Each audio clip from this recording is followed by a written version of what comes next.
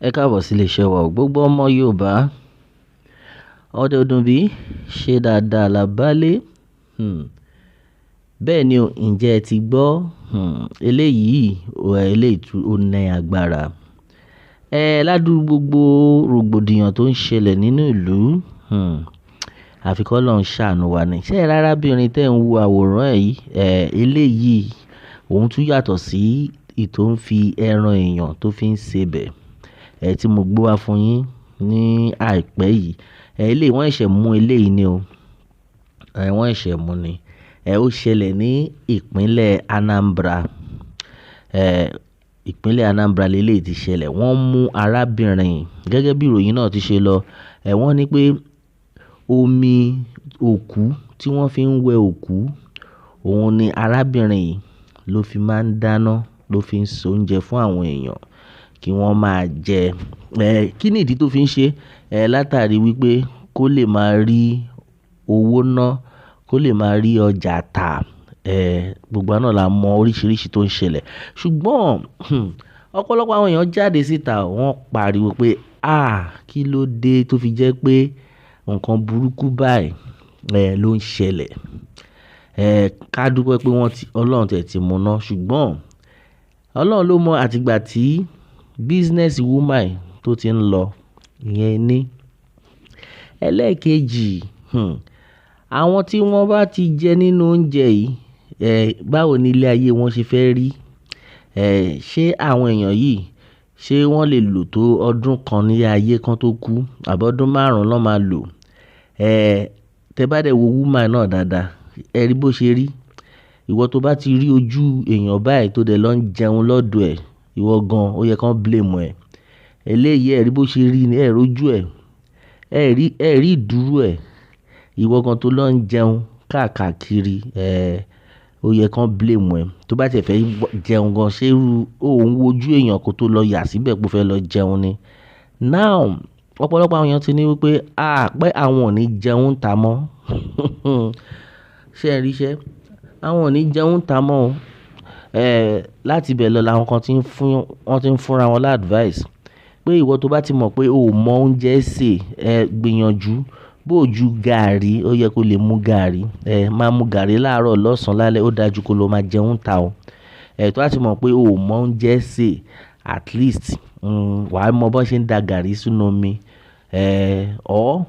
Tó bá ti mọ̀ wípé oúnjẹ tó fẹ́ sè, bóyá o ò mọ bó ṣe ìgbà tó máa fi magí sí ni, má wulẹ̀ fi magí sí. Tó bá ti mọ̀ pé o ò mọ bó ṣe ń fi magí sí oúnjẹ, má wulẹ̀ fi magí sí.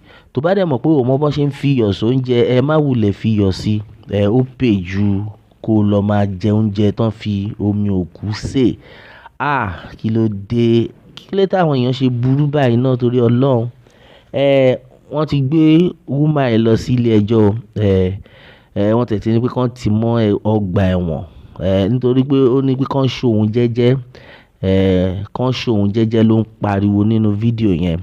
Ṣùgbọ́n ǹjẹ́ arábìnrin yìí, ṣé arábìnrin yìí tí wọ́n bá fi arábìnrin yìí lẹ̀, ǹjẹ́ kó ṣò ní padà sí ìdí iṣẹ́ yìí? Àwọn wo gangan ni tí wọ́n ń fún lómi yẹn? Àbí ó máa láwọn kan tí àwọn tó ń ṣiṣẹ́ bí company tó máa lọ arrange pẹ̀lú. Wọ́n béèrè lọ́wọ́ ẹ̀ pé how long ló ti ń ṣiṣẹ́ yìí? Wọ́n ní gbogbo wa yóò sọ̀rọ̀. Ìgbájú ìgbámú òun ni wọ́n fi mú dúró ńbẹ̀ yẹn o. Kò sọ̀rọ̀. Now, ẹ̀yin náà a mọ̀ pé kò tẹ̀ sí ni àwọn ọlọ́pàá yìí wọ́n máa get to know ìgbà tó ti bẹ̀rẹ̀ sí ní ṣiṣẹ́ burúkú yìí. Wọ́n yìí máa mọ̀ yẹn náà later, ó ń tanra ẹ̀ ni. Now, woman tẹ́ ẹ̀ ń rí báyìí sìn, gbogbo àwọn wo ni wọ́n ti jẹ oúnjẹ lọ́dọ̀ woman yìí? Àwọn kan tẹ̀ ní pé kò ń ṣe òun nìkan ló ń ṣiṣẹ́ yẹn, pé wọ́n pọ̀ bẹ́ẹ̀ ní orílẹ̀-èdè yìí. Pàápàá jùlọ ẹ mọ ibi tí àwọn workers, àwọn òṣìṣẹ́ tí wọ́n wà tó jẹ́ pé most of them gan wọn ò ní lè jẹun kúrò nílé. Ṣé àwọn tán ti jí kúrò nílé láti bí nǹkan bí aago 5, 5 a.m. Wọ́n á ti prepare pé kí ọ̀dọ̀ ya rí sí láti máa lọ jẹun. Ọ̀dọ̀ ya Múlíká MP Mama Put, oúnjẹ woman yẹn máa ń dùn ṣá. ẹ mọ̀ pé àwọn kan ti ní experience yẹn dáadáa. Oúnjẹ woman yẹn máa ń dùn. Ata rice woman yẹn mi ti ẹ̀ mọ̀. Woman yẹn good ó good. Irú àwọn oúnjẹ bẹ́ẹ̀ yẹn téèyàn ń jẹ kiri, àwọn rèé o.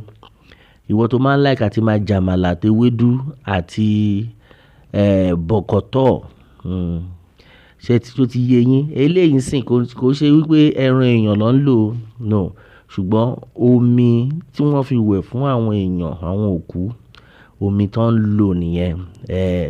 Wo lè máa wò pé ẹran ẹdẹ máa ń dùn, ẹran woman yẹn dùn ṣá. Omi tó ń fi ń fọ̀, òun ni woman yìí iṣẹ́ tó ń ṣe nìyẹn. Ọwọ́ ti bà á. Àfi kí Elédùmarè máa ṣọ́ wa. Àbí irú kí wá lélẹ̀ torí Ọlọ́run.